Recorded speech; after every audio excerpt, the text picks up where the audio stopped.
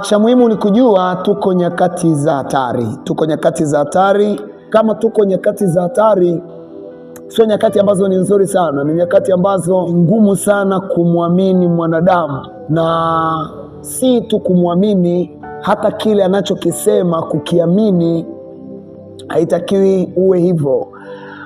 Bwana Yesu alisemaje katika kile kitabu cha Mathayo mtakatifu mlango wa 7 kuanzia mstari wa 21 mpaka 23? Alisema, si kila mtu aniambiaye Bwana Bwana atakaye ingia katika ufalme wa mbinguni, bali ni yule anayefanya mapenzi ya Baba yangu. Huyo ni Yesu Kristo. Tena akasema, wengi wataniambia siku ile, Bwana Bwana, tazama tulitoa pepo kwa jina lako. Lakini Bwana Yesu atawaambia, ondokeni kwangu, maana sikuwajua ninyi. Ninataka nikuambie jambo linaweza kukusaidia.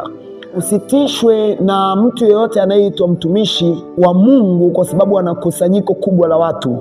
Biblia haiko hivyo. Usitishwe kwa ajili ya ishara na miujiza ambayo yule mtu anaifanya ikakuaminisha moja kwa moja kwamba ni mtumishi wa Mungu. Kwa Mungu hakuko hivyo. Mtumishi wa Mungu ni nani? Mtumishi wa Mungu kama neno linavyosema ni yule anayefanya mapenzi ya Mungu. Mapenzi ya Mungu ni yapi? Nini lengo la Mungu kwa dunia? Kumleta mwanae Yesu Kristo ni ili dunia ikombolewe, ili dunia iokolewe katika yeye. Maanake wale watu wote wanaoitwa watumishi wa Mungu ni lazima wafanye yale ambayo Yesu Kristo alituletea sisi. Na Yesu Kristo hakuja kwa ajili ya kazi nyingine. Yesu Kristo hakuja ili watu wawe matajiri, no. Yesu Kristo hakuja ili watu waishi maisha mazuri, si maisha ya namna gani, no. Yesu Kristo alikuja ili wote tuwe na uzima, tena tuwe nao tele.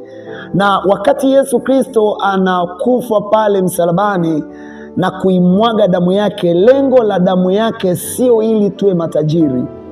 Hata kama ni sehemu ya nia ya sisi kuwa matajiri, lakini sio lengo kuu la Yesu. Lengo kuu la Yesu, alikuja akatukomboa.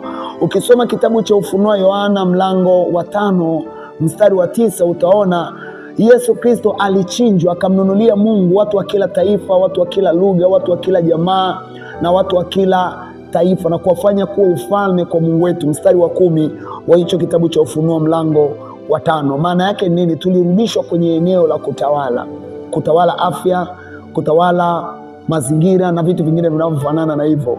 Kwa hiyo mtumishi yeyote, haijalishi ana nguvu kiasi gani, haijalishi anafanya miujiza ya namna gani, haijalishi ana watu wengi, wafuasi wengi, usitishwe na hayo yote. Maana Bwana Yesu alisema nyakati hizo za mwisho watatokea manabii wengi wa uongo, nao watadanganya wengi, ayumkini hata wateule. Ina maana watakaodanganywa si watu tu ambao hawana akili ya kwamba hapa tunadanganywa, akili za ulimwengu wa roho, no. Hata wenye hiyo akili nao watadanganywa, wakiona hizo ishara, wakiona hiyo miujiza. Ukikuta mtumishi anayejiita mtumishi wa Mungu anakuambia kufunga ndoa kanisani ni upagani, wa kwanza aliye na shida ni yeye, lakini wa pili mwenye shida ni wewe uliyemsikiliza na unaamini alichokisema. Ukimkuta mtu anasema ili uwe tajiri lazima ukachinje, utoe kafara ya wanyama, naye anajiita ni mtumishi wa Mungu, wa kwanza mwenye shida ni huyo aliyosema hilo neno. Maana amepata wapi hilo andiko? Yesu Kristo lengo lake hakuja ili kifo chake msalabani kitufanye matajiri.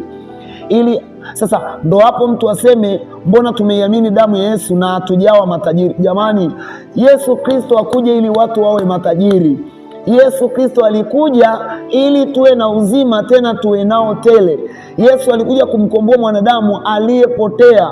Adui alituingiza kuwa mateka kwa njia ya dhambi.